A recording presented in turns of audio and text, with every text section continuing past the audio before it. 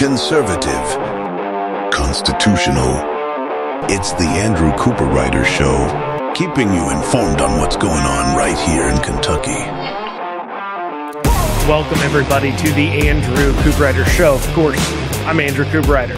If you want a conservative talk program focused on Kentucky issues and politics, you've come to the right place. You want to hear national talk, national news. You want to hear the same national headlines told to you with commentary by 5 different people throughout the day and talk about the same issues. Well, that's not what we do here. You can go find that elsewhere. This show here, it's not for you. If, however, you want to hear about what's going on right in your own backyard, what's going on in Kentucky, what's going on with issues that you can actually make an impact on, well, stay with me, because over the next hour, I'll be covering the Ford EV battery plant has announced delays in construction. And what does this mean to the taxpayer who's promised them $410 million here in Kentucky? And the governor's election, where Beshear has really pushed that Ford battery plant as a crowning achievement, that'll affect that. Next, I'll go over one policy that Cameron could come out with right now that would go a long way to pointing out just how beholden Beshear is to the far left of his national Democrat Party. Finally, I'll talk about the Fayette County Public School Board member Tom Jones, who's resigned after micro-aggression racial controversies. But this points to a growing problem in our Kentucky schools becoming more and more beholden to the far-left cult. We'll have all that and more today on the Andrew Cooperrider Show. If you want to reach out to the show, please feel free to email us at info@theandrewshow.com. That's info@theandrewshow.com. I might just read your email on the air. So please email us at info@theandrewshow.com. And please make sure you're telling other people to tune in and listen to the Andrew Cooperrider Show every day, Monday through Friday. In 2021, myself and 2 others joined together on a petition to impeach Andy Beshear. In Kentucky, we don't have recalls. We don't have any way for citizens to try and recall or get rid of elected people, hold them accountable themselves, other than an impeachment petition. The process is simple. You file a petition with the legislature, and any citizen can file this, and you're filing for an argument to impeach any elected person in Kentucky other than a member of our state legislature. So you could file an impeachment petition to remove your judge executive, a sheriff, a judge, or even the governor, which is what myself and 2 others did. And one of our key arguments at the time was that Andy Beshear should be impeached and removed for office for attempting to hold people under house arrest for weeks on end for going to church. Maybe you remember him holding up the notice that KSP would go on to put on people's cars and writing down people's license plates out of churches. Maybe you'll remember this warning being put on there.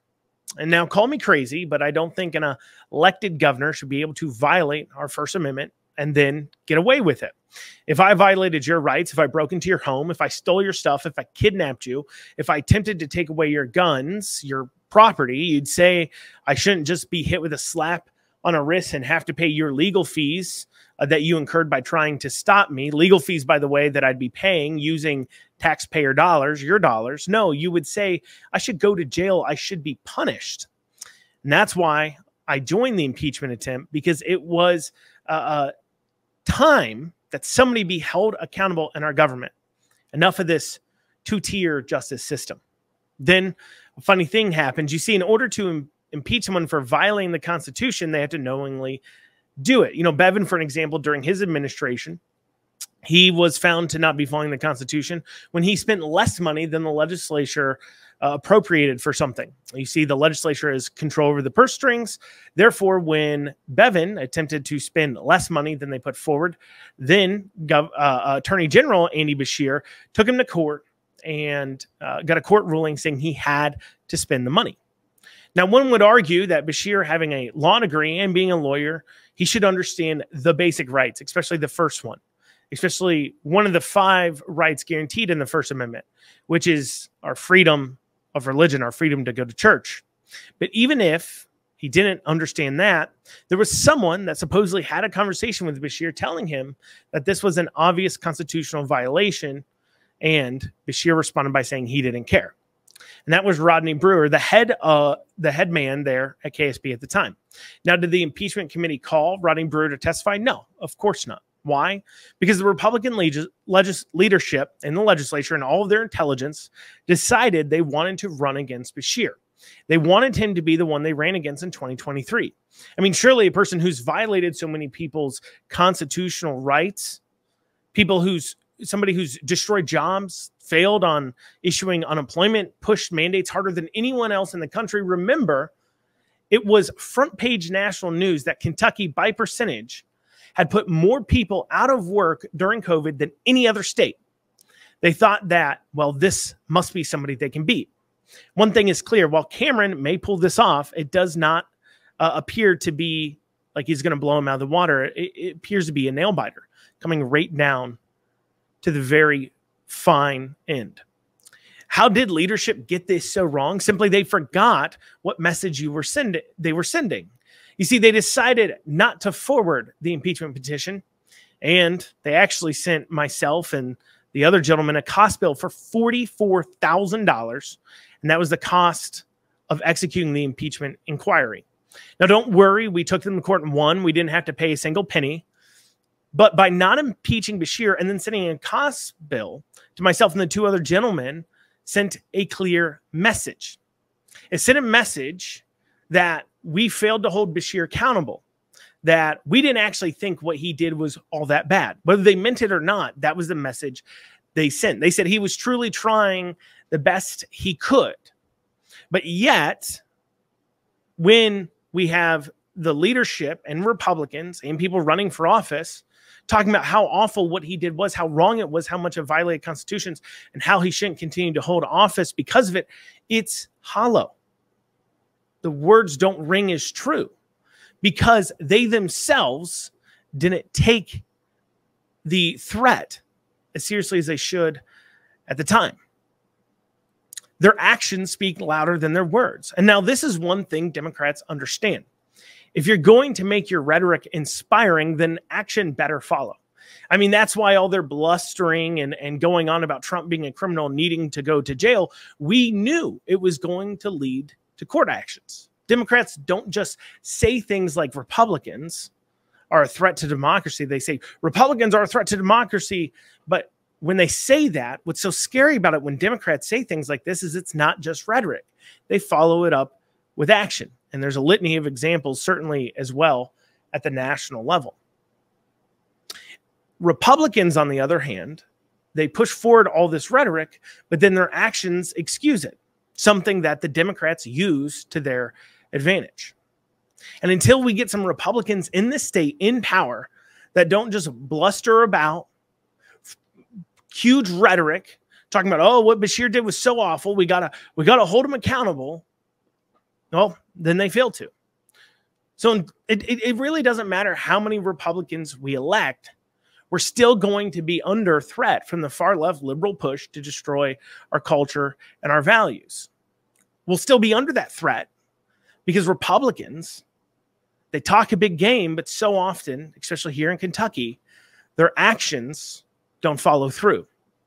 And their lack of follow through has put us in the position we're in, where in a big red state like Kentucky, Andy Beshear, the governor, may still win re-election despite everything he's done. Speaking of Beshear and what he's done, coming up after the break, the Ford electric vehicle battery plant has hit some more delays and snags. A story that concerns all Kentuckians as we've promised them almost $500,000 in taxpayer funds. We'll have more about this after the break. You're listening to the Andrew Cooperrider Show, your source for Kentucky news and politics from a conservative perspective. We'll see you guys here in just a short break.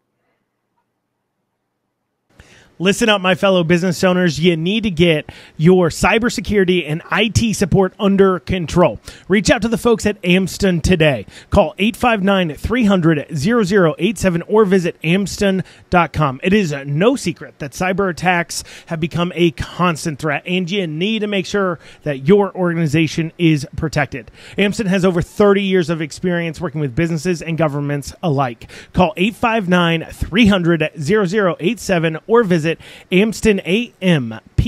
STUN.com today. Welcome back to the Andrew Cooperrider Show, conservative political talk show focused on what's going on right here in the Commonwealth.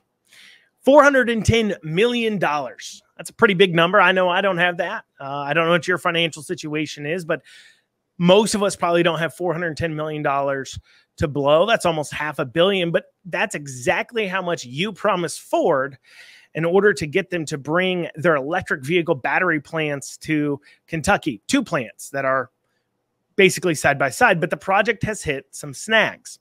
As I've covered in prior shows, the UAW, the United Auto Workers, protests and demands that future electric and battery plants employees need to be unionized has already put the deal on some shifty footing. As I've covered before, I'll explain quickly why. Well, these non-unionized electric vehicle plants like Tesla end up making a 12 to 13% net profit, while unionized manufacturers like Ford only pull in a 2.5 to 3% net profit. And frankly, Ford and these other gas vehicle manufacturers can't compete in the electric vehicle market if they unionized. Electric vehicles are more expensive to make already. This means that already the electric vehicles demand a higher price than if you were to compare them to their gas version. A perfect example of this when it comes to Ford is the F-150 Ford Lightning, which costs so much more than an F-150 that if you just simply bought a gas-powered F-150 that's similarly equipped, you would have to pay nothing for electricity and then drive that electric truck for 155,000 miles to even break even. That's if, once again, you paid nothing for electricity. And most of these batteries get real iffy as far as their life span goes after 100 to 150,000 miles. And replacement of those batteries is more than replacing a blown engine in a truck. So you throw that in with the problem. Now you've got also the cost of electricity and the replacement of batteries and everything else. You're going to never make up the difference in price between a F-150 and a F-150 Ford Lightning, the electric truck. And that is, of course, if you don't finance it too. This would be you paying cash. If you finance it, that time will be even longer and longer. So, and that's not to mention, so you're paying more for a truck over its entire life. You're going to pay significantly more by going with the electric option. And then not to mention, you're only going to get a 90-mile range if you pull something like a camper with an F-150 Lightning. So the F-150 Lightning has about a 400-mile range. You throw a camper on that, now it can only drive 90 miles-ish before it has to be recharged. Not very useful. So unless they can get the cost of electric trucks down, they'll never be more than a novelty. Why would you ever buy an electric truck when it costs more of its lifespan and you can't tow anything with it? Now, electric cars, however, that could be a market of real growth and a place where there could be competition by Ford. But the problem is, once again, you have to compete. And how can Ford compete with Tesla? If Ford unionizes and brings over the same business model that they have for their gas vehicles or diesel trucks, they will only make a 2.5% profit. And Tesla, once again, makes a 13% net profit, meaning they can cut a full 10% on their price and still make more of a profit percentage than Ford. Right now, the Ford Mach-E, that's like their electric vehicle. It's kind of like a crossover SUV thing. It's about $50K new. Tesla's Model Y, the closest competitor to the Mach-E, is $45K. Tesla could further drop that price down to $40,000, 10 grand less than the Ford Mach-E, and then still make more. Simply put, Ford cannot compete if they bring over their same business model. And this is clear to any kind of investor. Well, Ford, of course, was hoping that they could build these electric vehicle plants by being non-unionized. And then also they use billions of taxpayer dollars and hundreds of millions of specifically Kentucky's taxpayer dollars to fund their investment and fund their development into the electric vehicle industry. Well, they got their billions, but The non-unionized battery plants are looking like an iffier occurrence. The unions will demand that these are unionized. And if they give in, well, that certainly creates a whole lot of uncertainty for Ford. As well, all electric vehicle manufacturers are scaling back operations, and Ford is no different. There have been market issues and uncertainty, but additionally as well, the general demand for electric vehicles has fallen off. This isn't just me saying it. This is a major story all around the nation. Electric vehicle demand has fallen off. So with the issue of the unions, with electric vehicle demand falling, this has caused Ford to announce delays in opening one of its 2 electric vehicle battery plants here in Kentucky. A major blow to Beshear's re-election campaign, as he has touted this as a major win for Kentuckians. He's even tweeted out over the weekend, he tweeted out that we should not worry. The electric vehicle plants are still coming to to Kentucky. They're still being built. And so we shouldn't worry, but we should. And why should we worry? Why is this a big issue? Well, part of the deal that Beshear and our Republican legislators struck with Ford involved about us giving them about $350 million in cash, a $30 million free piece of land, and a $20 million in taxpayer funding for training programs at local universities for Ford. So basically, we're going to use our taxpayer dollars to train their employees for Ford. You know, just hundreds of millions of your tax dollars going to a multi-billion-dollar company. That sounds real conservative. I know. It makes you wonder how these Republican legislators square this with their stated conservative principles, but that's not all. You see, Beshear has already gave Ford $250 million in cash up front. $250 million cash up front. Remember Brady Industries? The steel plant that Bevin gave 11 to 12 million to, that everyone is still up in arms about, that everybody still points to as a great blunder and mistake of the Bevin administration. Well, how about $250 million? 20 times that. But does Beshear really care? No. He just has to keep the deal together for at least another week. As long as he can get reelected, well, then it'll be fine. And do you think he would tell us if behind the scenes Ford's saying, look, we don't know when we're going to build this. We don't know when this is going to come in. Of course not. Because then he'd have to explain how he's getting our $250 million back. And let me tell you a little secret.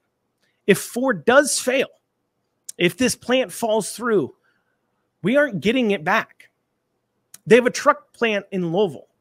They'll threaten to just pull that plant if they can't settle with us on very favorable terms for Ford. And of course, the Kentucky legislature and who's ever in the office of governor will just fold like a cheap suit, because that's the way these politicians operate. It's not their money. It's our money. So why bother fighting for it? I mean, if you gave $250 million to someone and they promised to build a giant plant and bring in thousands of jobs and then they fell through, that would really bother you. But, well, if it's just somebody else's money, well, them's the breaks, kids. Them's the breaks. Why fight for it? And this is exactly why government shouldn't be in the business of investing.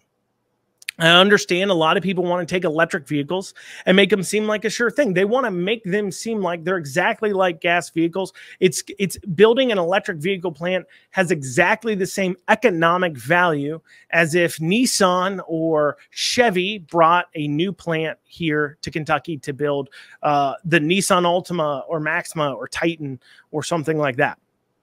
That it has the exact same value, but it simply doesn't. The electric vehicle field is just, it's too unknown. And too much of the business right now is based on gigantic green money, Green New Deal tax credits and straight cash that's coming out of our federal government as well, because they're pushing for this to go through. And what happens if Bevin loses in 2024? We already have a delay on the Ford plant. You know, the electric vehicle program for Ford loses them billions of dollars a year. Billions of dollars a year. The only way they can sustain and afford that is they're getting massive amounts of taxpayer funds and tax breaks.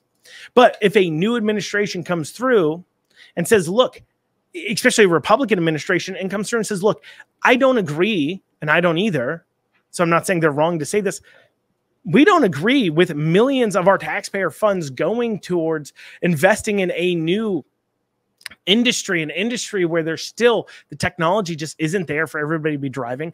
Our electric grid can't handle the charging.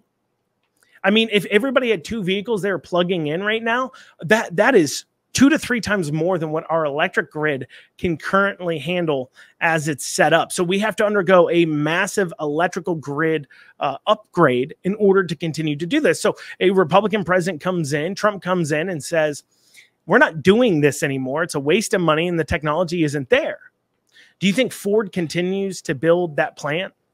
But yet Beshear here, and in part the legislatures, because they've gone along with it, have agreed to continue on down this path, a path of unknown, a path that looks shakier and shakier every time we learn something new. From the moment the plant has been announced, there's been nothing but bad news. News of other plants trying to be built using Chinese companies, which raises questions about, of course, the ties this company has to China, because Ford partnered with SK Batteries, that's out of South Korea, to build this plant. Questions about delays, demand, viability. The questions have continued to be asked, and yet we have no answers for it. The horrible policies by Democrats. Speaking of horrible policies and Beshear's horrible policies, coming up after this break, I'm going to talk about one fiscal policy Cameron could come out with that would point to just how beholden Beshear is to the far, far left of his national party. We'll have more after this break. You're listening to The Andrew Cooperrider Show.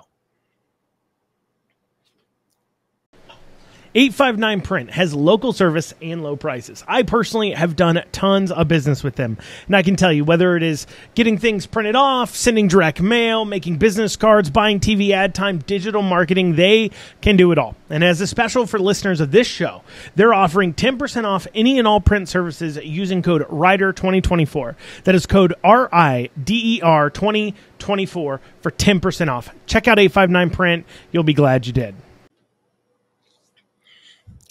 And welcome back to the Andrew Cooperrider Show, your source for Kentucky political news and talk from a constitutional and conservative perspective. Of course, I'm Andrew Cooperrider. A few years ago, California decided it would boycott Kentucky. No longer would it allow its state employees to travel to Kentucky for state business, and no longer would California issue state contracts to Kentucky companies. A strict, no-nonsense ban. Why? Because they decided we were just, here in Kentucky, we're just too mean to the LGBTQ mob. The ban was then reaffirmed when Roe v. Wade was overturned and Kentucky stopped allowing abortions. It was due to, the freeze by California wasn't due to fraud or monetary mismanagement.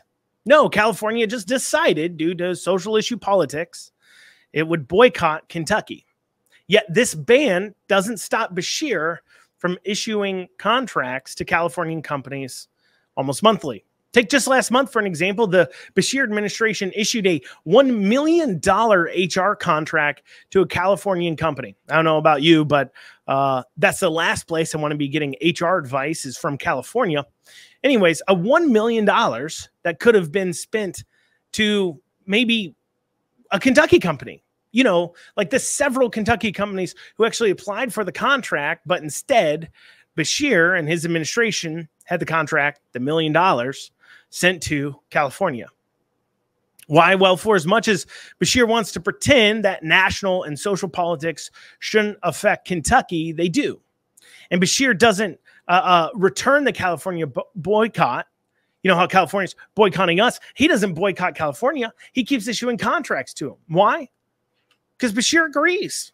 Kentucky is too mean to the LGBTQ mob, and Kentucky should allow the wholesale murder of babies with no restrictions. He's vetoed every single piece of pro-life legislation that has been sent before him.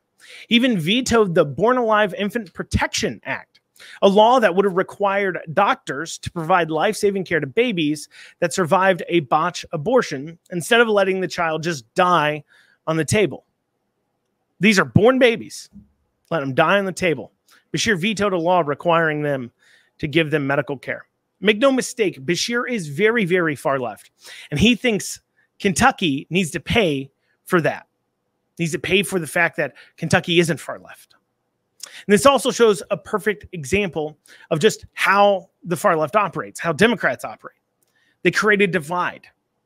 They say Republicans try to be divisive and create these problems, and we're just pouncing on these social issues to drive a wedge between us. But when did you ever hear of a conservative state banning a Democrat state from doing business with them simply because of their social policies?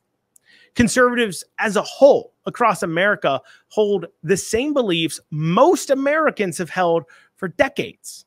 Yet, Democrats create this massive divide. Then they boycott entire states for staying still, for believing in the same things they believed in for decades. And then California, Democrats, liberals out there try to blame us, conservatives, for creating the division. Well, it's time for us to start fighting back. That's the only way sanity is going to win here. I mean, Cameron talks about this during the governor's election. He talks about sane versus insanity and how that's what this election is about. And it really is. It is frankly insane that we have a governor that does millions of dollars of business, of our state business, with our state tax dollars. He does millions of dollars of business with a state that has banned Kentucky businesses from doing business with them. If it's really not about red versus blue, and it's about Team Kentucky, something we hear Beshear say all the time. This isn't Democrat versus Republican. This isn't red versus blue. This isn't us versus them. This is about one Kentucky, Team Kentucky. That's what he said during his debates. Well, if it's about Team Kentucky, is this not a perfect example of where Kentucky should win, where Kentucky is being damaged by the policies of other states, and Beshear should stand up on this?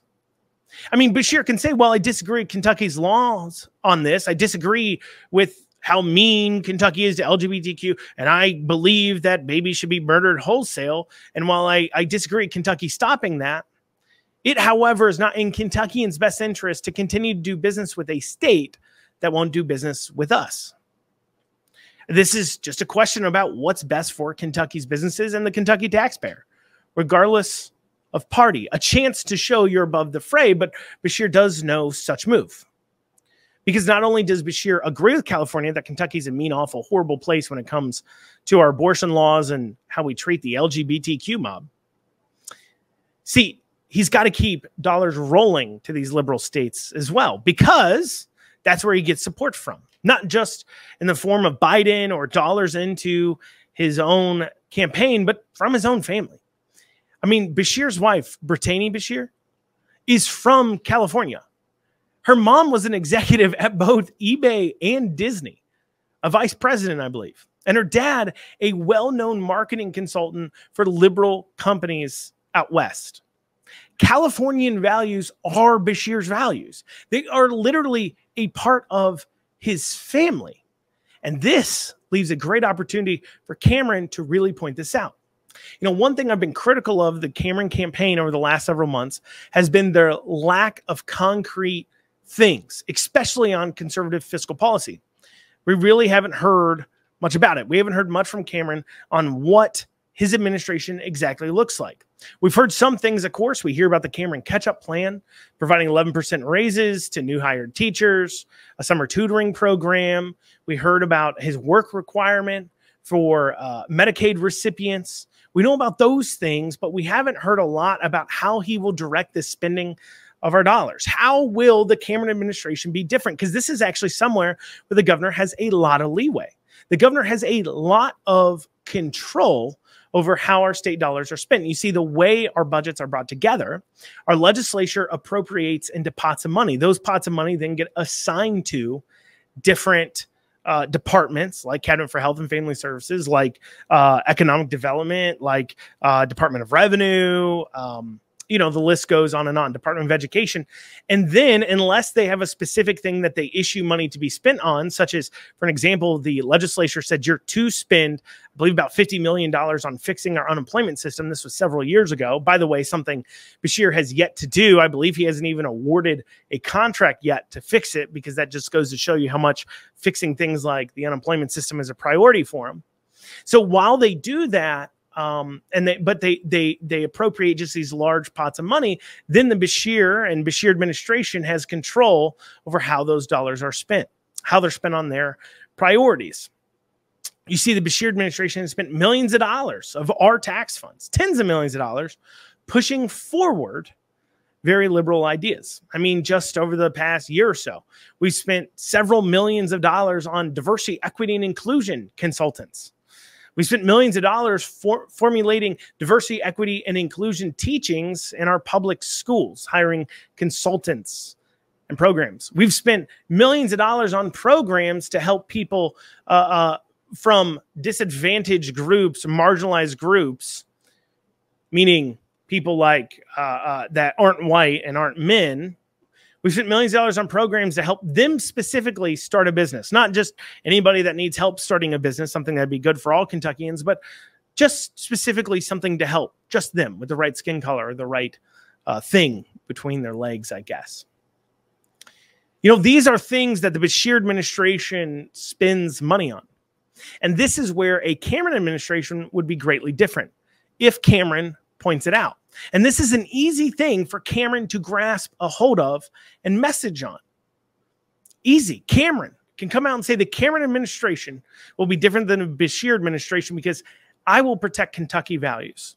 And I'll protect Kentucky values by ensuring that our state tax dollars are spent with Kentucky companies as often as we can, and by ensuring that not one penny goes to a state like California that has decided to boycott Kentucky. If California wants to go ahead and create division over social issues and not do business with us, then we will return the favor.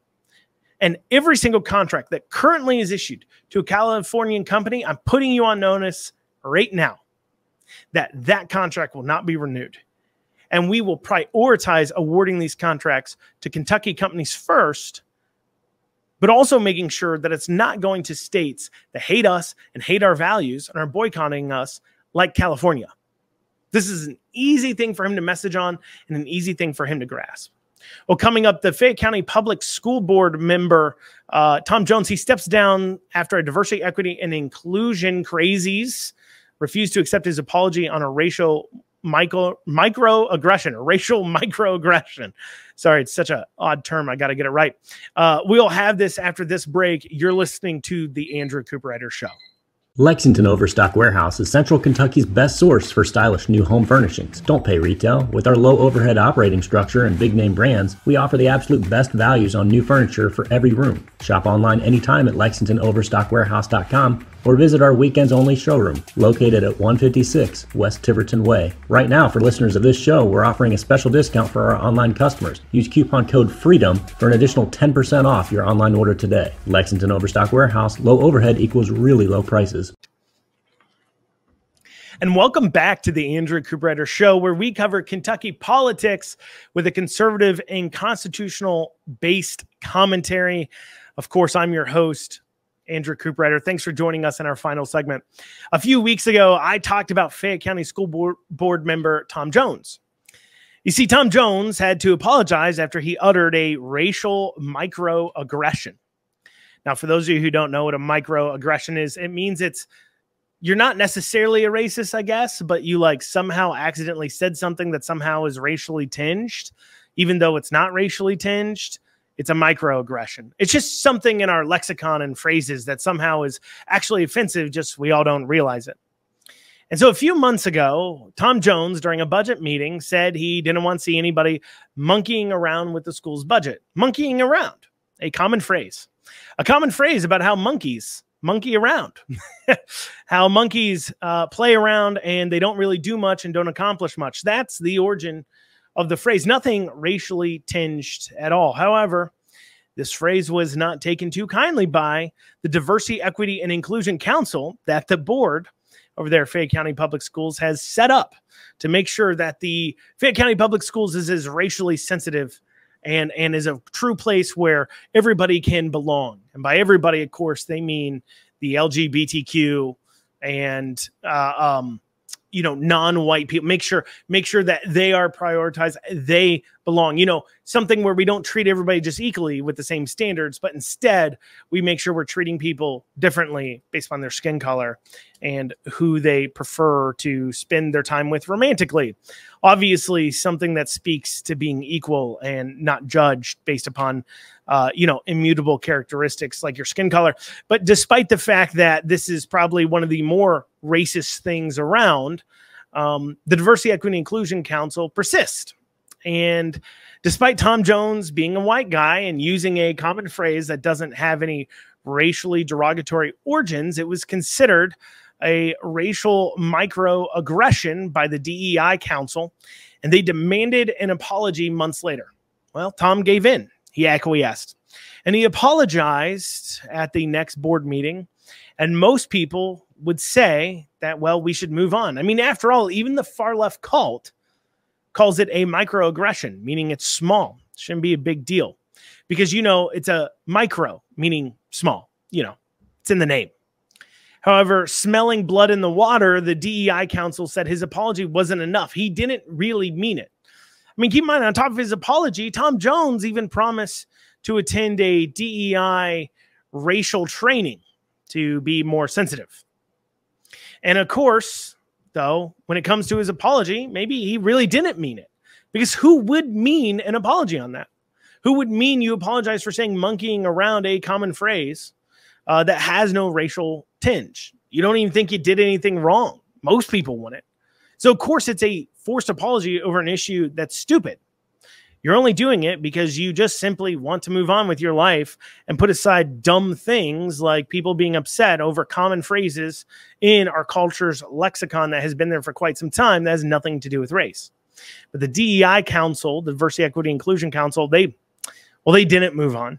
And at the next meeting, they announced after he apologized, they said, well, his apology wasn't enough. So Tom Jones decided to resign from the Fayette County School Board.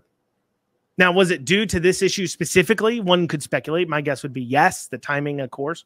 Tom himself hasn't really spoken out, but should we expect him to, really? I mean, this is the kind of man that instead of standing up for himself and saying, I'm not a racist and this is stupid, he's the kind of person that's willing to sacrifice his dignity to the cult, to the far left cult at the altar of leftism. He was hoping that after he did his atonement, after he apologized publicly, and then agreed to do some racial sensitivity training or cult reprogramming, that they would just simply leave him alone. But Tom's big mistake was forgetting that he's an old white guy. Nothing he could ever do or say would be enough to atone for his real sin, his original sin, being a white man. So instead of standing up for himself and in turn our children for what is truth, what is right, what is sane, he did just the opposite. He gave in, he apologized, he agreed to his atonement, and then he just quit. If people aren't going to stand up when they know better, or if they're going to just quit and sacrifice their dignity, well, this is bad news for our children because that's who you're really serving. That's who you're really standing up for there. You're standing up to who you believe should be in charge of our educational system. Who do you believe should be driving what we teach our kids? People need to stand up for this. And a lot of people want to pretend that this kind of crazy stuff isn't happening in your school district maybe.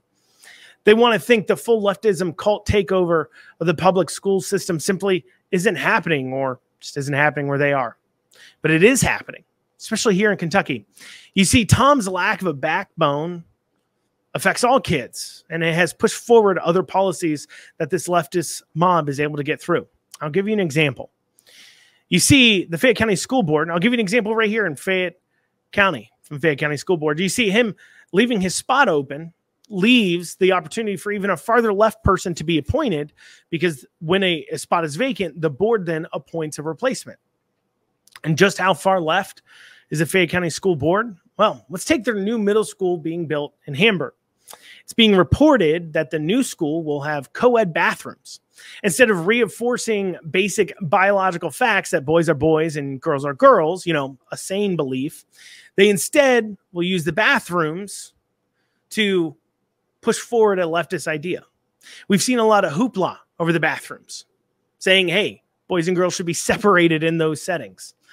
Well, instead of following a law newly passed by a legislature mandating that boys use boys' bathrooms and girls use girls' bathrooms, they decided, well, we're just going to obliterate it all and just create co-ed bathrooms. You don't have to worry about allowing boys into the girls' bathroom if the bathrooms, gendered, just don't exist in the first place. Now, how's this going to be executed? Well, most likely by creating individual use toilets with doors, each a private door that they can lock. We do have to guess, as the taxpayer-funded school plans are apparently secret. So we are having to guess at how they'll execute this, if they're going to execute this with just individual full-length doors that can be shut and locked. Because though taxpayers, once again, are paying for the plans, well, the public simply isn't allowed to take a peek. And, I mean, why should we be concerned, after all? It's just co-ed bathrooms. Why do you care, Andrew? Well, there's nothing to worry about, right? Why should you care? Why does Andrew care? Well, let's just think about this logically for a second. I mean, we are putting kids going through puberty in situations where they could decide to be alone in a room together that's locked from the inside, has no windows, and has no ability for anybody to monitor what's going on inside of it. I mean, you know, it's not as if sexual assaults haven't already happened in school bathrooms. Oh, of course, that's right. They have. I mean, we all remember Loudoun County schools in Virginia where a boy dressed as a girl went into a girl's bathroom and proceeded to assault a young lady. Not to mention the sheer concern over sexual misconduct going on in our schools to begin with. I mean, current stats seem to point to that 1 in 10 kids will somehow be sexually harassed or assaulted in some way at public schools. In fact, the sexual assault problem in public schools, even from teachers, is greater than that of like the Catholic Church had with priests on boys, or still has, I guess, with priests on boys. It's far greater than that, almost 100 times greater by some accounts of an issue in public schools. Now let's throw in some private locked rooms, you know, where you're supposed to have some privacy. Let's throw that into the mix with a bunch of kids hitting puberty. And well, that can't be a recipe for disaster. And this issue here, it's not happening in California or some liberal coastal city where it's expected. No, it's happening right here in Kentucky, and it's bleeding out into other counties. It's happening in Fayette County. It's bleeding out. It's going to neighboring counties. It's happening in Jefferson County Public Schools. It's bleeding out. They're prioritizing installing social values over learning. They're prioritizing school systems over kids. It used to be schools are about teaching kids to do, you know, reading and math, you know, normal kid stuff. But instead, it would seem that's become the least of their concerns. And maybe it's too late for Fayette County schools. Maybe it's too late to have voters that elect some sane people to the board. Maybe too many of them have already fallen to the social cult, the far left social cult, and are willing to clap when somebody needs to be sacrificed at its altar. So maybe Fayette County schools can't be fixed, but staying alert on what's going on in your schools and your community has got to be a top priority for you. After all, it's your money that's funding these institutions. Well, y'all, that's what we have time for today on the Andrew Cooperrider Show. Remember, all politics is local, and that's what we cover here. Kentucky issues, local and state politics that we can actually do something about. I'll see you guys back here tomorrow on the Andrew Cooperrider Show. I hope you have a great rest of your day. That's all we have for now. We'll see you.